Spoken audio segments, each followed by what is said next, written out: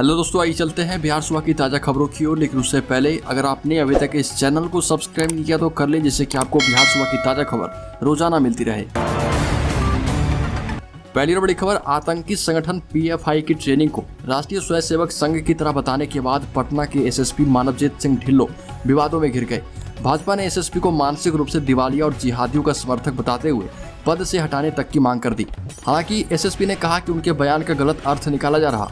बयान पर मचे राजनीतिक घमासान के बाद ADG जितेंद्र सिंह SSP मानवजीत सिंह ढिल्लों को कारण बताओ नोटिस जारी कर दिया है और उनसे 48 घंटे में जवाब मांगा गया।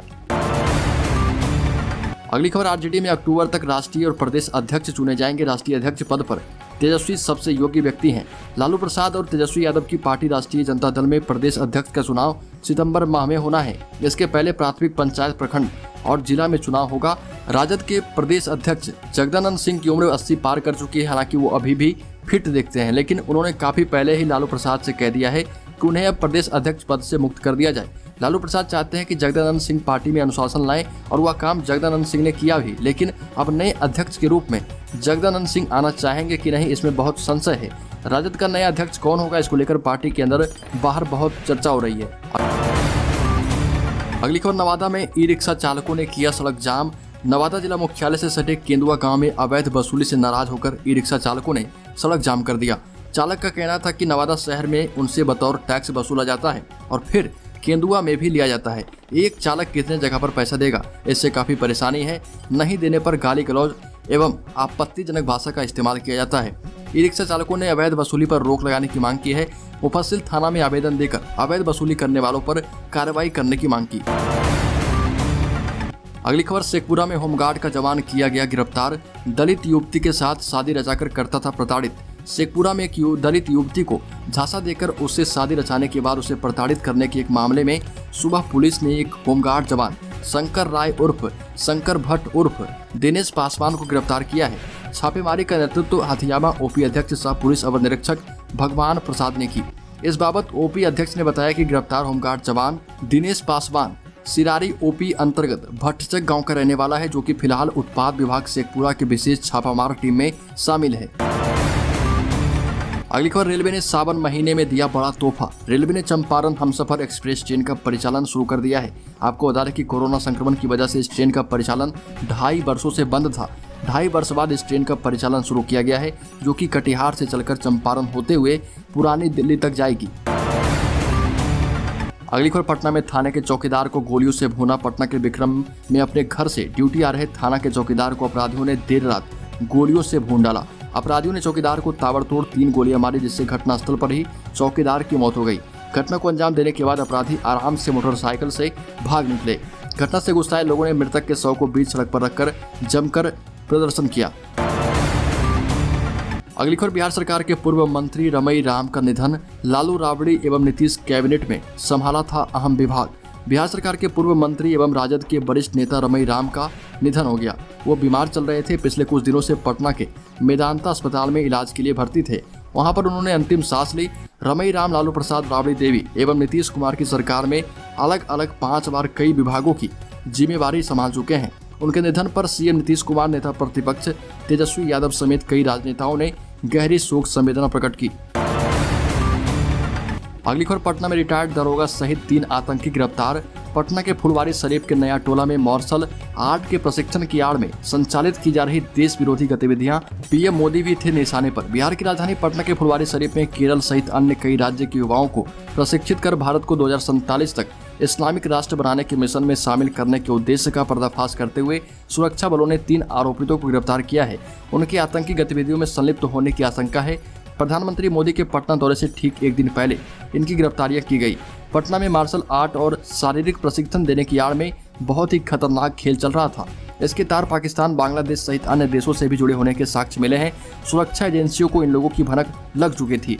IB दिल्ली से इनपुट मिलने के बाद देर रात ही 4 थानों की पुलिस ने SSP मनीष के नेतृत्व में छापेमारी की थी। अगली खबर, 2047 तक भारत को इस्लामिक राष्ट्र बनाना था लक्ष्य। पटना में गिरफ्तार आतंकियों ने किए कई खुलासे। पटना पुलिस के अनुसार आरोपितों ने 6 से 7 जुलाई को स्थानीय लोगों को मार्शल आर्ट के नाम पर तलवार और चाकुओं का इस्तेमाल करना सिखाया। उन्होंने कई युवाओं को धार्मिक हिंसा के लिए उकसाया और ये सभी मदरसों से मोबिलाइज करते थे। बिहार की राजधानी पटना में देश विरोधी गतिविधियों में लिप्त 2 आतंकियों ने अहम खुलासा किया। इनके पास से PFI SDPI का गुप्त दस्तावेज मिशन 2047 मिला है, जिसमें 2047 तक भारत को इस्लामिक राष्ट्र बनाने की बात कही गई। पुलिस ने बताया कि इन दोनों से ट्रेनिंग लेने के लिए पिछले 2 महीने से दूसरे राज्यों के लोग भी आ रहे थे। आने वाले लोग टिकट बुक करते समय और होटलों में ठहरते समय अपना नाम बदल रहे थे। अगली खबर, मुजफ्फरपुर में कोचिंग टीचर समेत 3 लोगों ने छात्रा से किया कई महीनों तक रेप, गर्भवती हुई। बिहार के मुजफ्फरपुर से नाबालिग इंटर छात्रा से रेप की शर्मनाक वारदात सामने आई है। बंदरा प्रखंड के हत्ता ओपी क्षेत्र के एक गांव में 2 कोचिंग टीचर और एक क्वेक ने इंटर छात्रा से कई महीनों तक रेप किया। आरोपी जो थे पीड़ित को धमकी देकर चुप करा देते थे। जब वो गर्भवती हुई तो मामला सामने आया। पुलिस ने पॉक्सो एक्ट के तहत केस दर्ज कर जांच शुरू कर दी है। पीड़िता आरोपियों से बचने के लिए पढ़ाई छोड़कर अपने रिश्तेदार के यहाँ चली गई। महिला थाना पुलिस ने बुधवार को पीड़ित छात्रा का बयान दर्ज किया था। पॉक्सो एक्ट के तहत FIR दर्ज कर ली गई है। कोचिंग संचालक कुएट समेत 3 युवकों को आरोपी बनाया गया।